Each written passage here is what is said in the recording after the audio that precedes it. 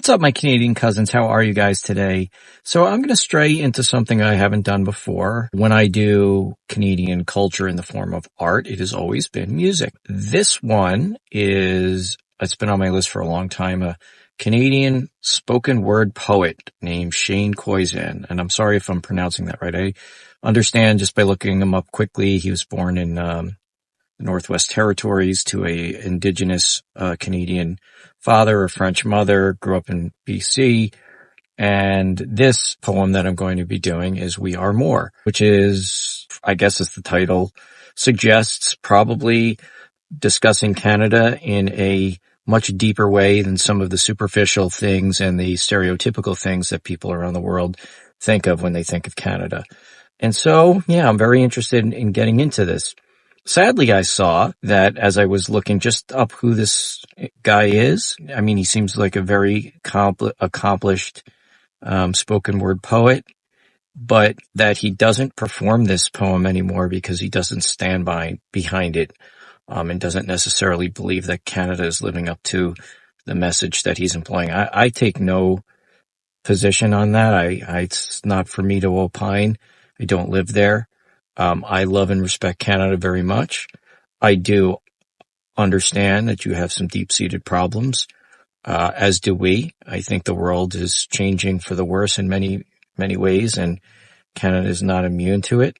It's concerning, but I don't know. Maybe I'm naive and foolish. I probably am. I try to stay optimistic because I really just want to hear a poet talk about what Canada is to Canadians. And I think that's a wonderful place to start. And so I am choosing to look at the positive side of this as I do with my own life and, my own experiences as an American. I do my best to deal with the negatives and, be concerned about the things I should be concerned about. But also understand that life is still very rich and it is what you make of it. There's still a sense of community and there are still great people who I know and I surround myself with. And I also know that history is cyclical. I know that from studying it my entire life, and there are good times and bad. In any case, my friends, let's just get to this poem, enjoy it for what it is. Looking forward to it. And as always, I'll see you on the flip side. And of course, if you enjoyed this video and you like this content, please consider liking and subscribing. It will help the reach of my channel get to more people like you and expand this ever-growing, wonderful community we're building here. All right, my friends, let's get to it.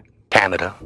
You might say the home of the Rocket or the Great One, who inspired little number 9s and little number 99s, but we're more than just hockey and fishy lines off the rocky coast of the Maritimes. And some say what defines us is something as simple as please and thank you. And as for your welcome, well, we say that too.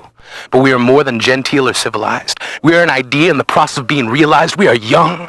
We are culture strung together, then woven into a tapestry, and the design is what makes us more than the sum totals of our history. We are an experiment going right for a change, with influences that range from A to Z. And yes, we say Z instead of Z. We are the colors of Chinatown, the coffee of Little Italy. We dream so big that there are those who would call our ambition an industry, because we are vineyards of good year after good year. We reforest what we clear because we believe in generations beyond our own. Knowing now that so many of us have grown past what we used to be, we can stand here today filled with all the hope people have when they say things like someday, because we are more than a laundry list of things to do and places to see, more than hills to ski and countryside ponds to skate. We are the abandoned hesitation of all those who can't wait. We are first-rate greasy spoon diners and healthy living cafes, a country that is all the ways you choose to live, a nation that can give you variety because we are choices. We are millions upon millions of voices shouting, keep exploring. We are more. We are the surprise the world has in store for you. It's true. Canada is the what in what's new. So don't let your luggage define your travels. Each life unravels differently, and experiences are what make the colors of our tapestry. We are the true north, strong and free. And what's more is that we didn't just say it. We made it be.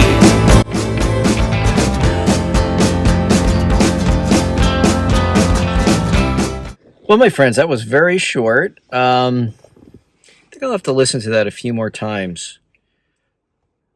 Yeah, because, that spoken poetry sort of, what do they call it? Smash poetry or something like that.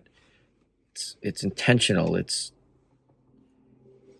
It's got some attitude, but it goes by quickly. And so, just trying to absorb it all. It certainly had a lot of the theme of Canadian multiculturalism, the strengths of that and the interesting tapestry that is a multicultural society. I know that, there is a theory that Canada's multiculturalism differs from the United States in that Canada is a mosaic and the United States is a melting pot, which means assimilation. And that could be true in some regions. I certainly know for a fact that the term mosaic was coined by Mayor David Dinkins in the wasn't a particularly good mayor, but in the 1980s.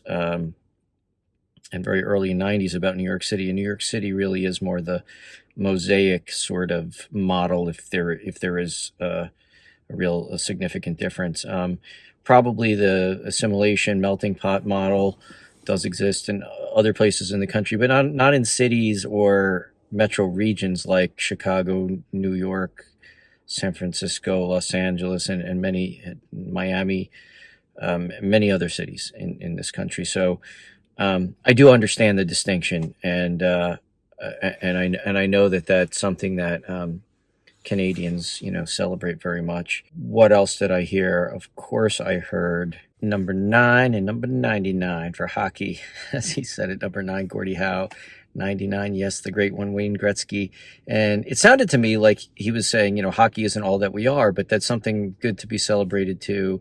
And there was greatness in those people that, children aspire to, though it's not all we are, I think, if I understood that correctly. What else? The notion that Canada looks towards its future, that Canada looks towards leaving a country to future generations. That sounds like something he believes was true and is something to be celebrated. Certainly, I agree that it is something to be celebrated. We are all only on this earth for so long. And I'm sure there was much more that just went over my head, or I didn't absorb quite the first time listening. I'd have to listen to it a few more times. And I think that also, I probably don't have all the cultural references necessary.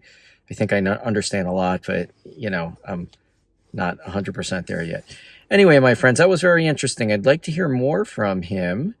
And if there are other forms of Canadian art that you think would be interested in for me to look at, whether it be poetry, whether it be literature. I mean, that's not really my style. If I read a book, I want to read a book. But, visual art. I love music. I'm a music guy. So that's why I'm reacting to a lot of music. And I think music is sort of maybe a universal form of art and a universal language that we all relate to. So I do think that music tends to have a really, really solid impact on the wider culture, whereas certain art forms are more niche and not necessarily everybody's cup of tea, not necessarily accessible to everybody, etc. So, but I'm open to everything, my friends. I'm open to all suggestions. So keep them coming. And I very much appreciate you stopping by to watch this with me. And I'll see you soon. Take care, my friends.